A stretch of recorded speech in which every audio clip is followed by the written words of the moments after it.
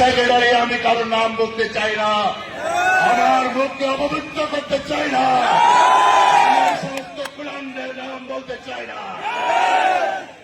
কত বড় বেঈমান, কত বড় নিমখারাপ আওয়ামী লীগ এই দোষরদের সাথে আঘাত করে।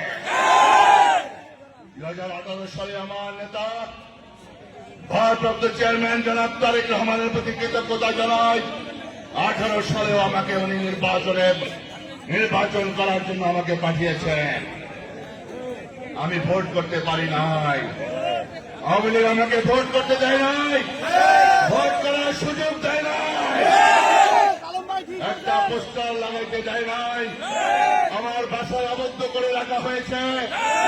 আমার পরবর্তী আমার প্রতিবেশী, আমাদের বলার কৃতি সন্তান, বীর মুক্তিযোদ্ধা, বিএনপি জাতীয় স্থায়ী কমিটির সদস্য, আমাদের শ্রদ্ধেয় নেতা হাফিজ ভাইকে ভোট করতে দেয় নাই, চারিদিকে ব্যারিকেড দিয়ে রেখেছে। তার পাশে বাড়ানোর দিনে আমার বন্ধু, আমার বড় ভাই মেজর হাফিজ ইব্রাহিম দৌলত খাঁ বাড়ানোর দিন থেকে